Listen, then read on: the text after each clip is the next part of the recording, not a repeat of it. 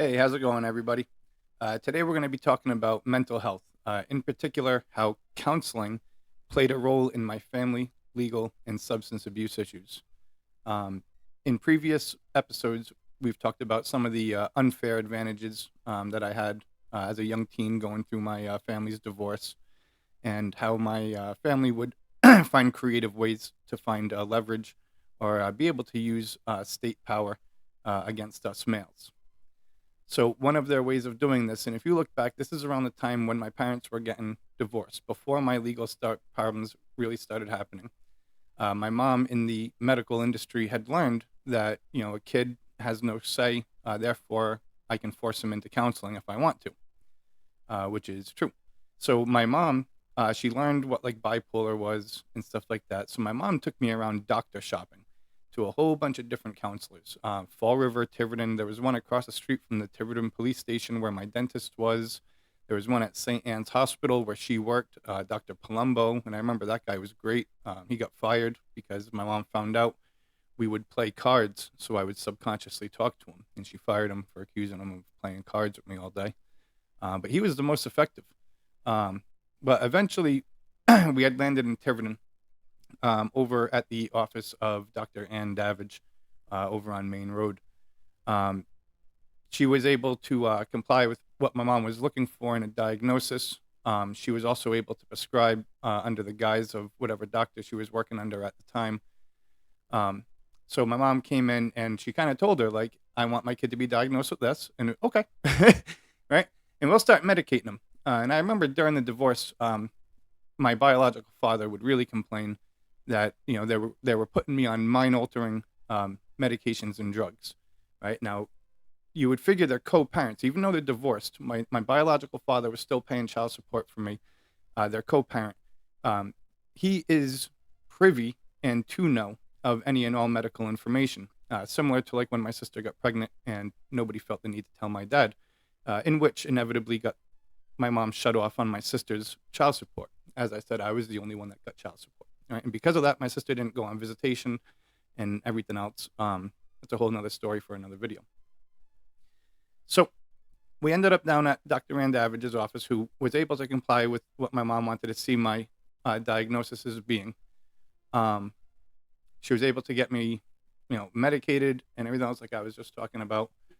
But the sole purpose for this was so that my mom could then claim insanity against me. If I was to try to speak my truth back then, if I was to try to talk about the things that I saw in the house, if DCYF got involved because of my school involving them, which did happen, she would want a way to discredit me, right? Almost immediately. Now, this discrediting, he's crazy, get used against me growing up, and it follows me into adulthood.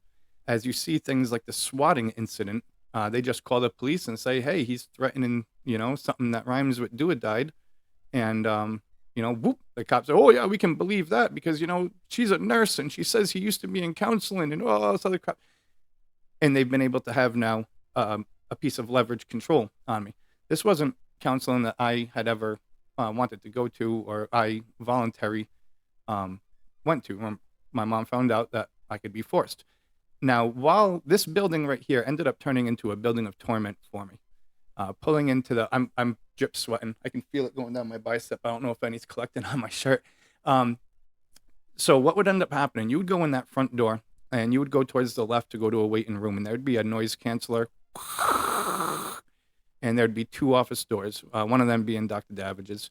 And in short time, my mom was able to gain a leverage, to gain access to my counseling sessions. Now, what would end up happening is I would be going to these counseling sessions, and the counselor would be like, Brian, what the hell's wrong with you, right? Back then, there was noticeable mental health issues going through the divorce. A lot of my teachers will agree that, biting my hands, my knuckles, anybody I went to high school with, right? It was hard for me to even find girlfriends and whatnot, you know what I mean? Because of the symptom of what was this anxiety that was brewing. Now, where was the anxiety coming from and why? It was coming from tactics like this and abuses of power like this. I did not have my family to confide in. I did not have the police to confide in. And I now didn't even have a counselor to confide in. While sitting in on these meetings, my mom would observe everything that I was saying, and then she would then take it home. Rick, you know what the doctor said about you, being my stepdad. Amy, you know what Brian told the doctor about you, I mean, right? And portray it as if this was a bad thing, as if it was public, and as if that they were going to get in serious trouble, like DCYF or something like this was going to get involved because of what I was telling the counselor. At that point, you would get a very caveman-like, belligerent response, right? From, for example, Rick, where now he's pissed off at me, right? And I got my mom all over me, right? Being his hype man, yeah, behind him, right? And while he's chasing me around and beating me up and everything else, she's running behind me while I'm trying to defend myself with a phone in her hand going 9-1. There's only one more button. There's only one more button. And taunting me with the fact that there was only one more button left, right? And I'm going to call 911. And what am I going to do? I'm going to call 911 and say, Brian's flipping out. He needs to be restrained, right? And that's why Rick is beating him up. And we're not going to tell him that we forced him into a doctor's appointment today. We're not going to tell him that everybody's giving him shit about what he told the doctor. We're not going to tell him that we're calling him a traitor because he continues to go on visitation with his dad. We're not going to tell him any of that. We're just going to tell him that Brian's flipping out. Right? Yeah, Brian's flipping out because you guys are riding his ass. Right? Now, coming to adulthood, wrong button. Can a parent sit in on a therapy session with the kid? Unless you have agreed to have your parents present or it's family counseling, it should just be you and your therapist, right? So from the beginning, these counseling sessions weren't something I wanted to do, right? Just like I didn't want to get pinned in the middle of a bloody divorce. And at the time of my life, a religious confirmation wasn't a high part of my agenda in with all the other things that I was dealing with. Nowadays, sure, I'm grateful I'm confirmed and all that. I'm the only one in my current family that is.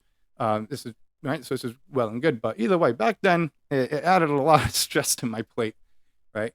But you will see, right? None of this was on my consent. I was forced into it. It was used against me. Because because the mental health diagnoses weren't as portrayed, right? I can tell you how I'm feeling. Somebody else, like my mom, can't tell you how I'm feeling, right?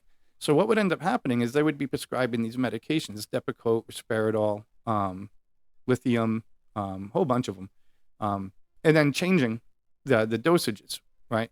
So I'm a 15, 16-year-old young pubescent male, right? That's in the middle of this divorce, battling the weight of the world on his own. I got nobody to confide in, right? And now they're putting me on all kinds of different fucking psychedelic medications, changing the percentages and the dosage and everything else. And it got to the point I started saying I didn't want to feel zombified, right? And my mom, she would put out a glass of water and my pills every morning, right?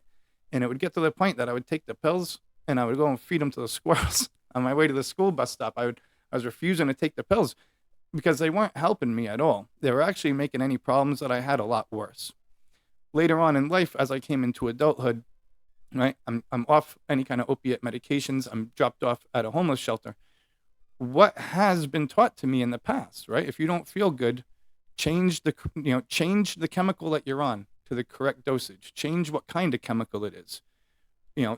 This is what starts, defining in how we get to people that self-medicate, right? And we're almost taught to self-medicate, right?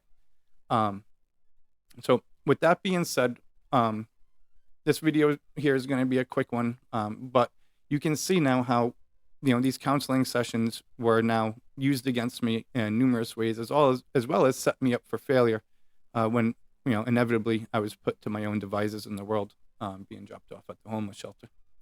So thank you, everybody, for showing up to watch. Until next time, take care of yourselves and each other.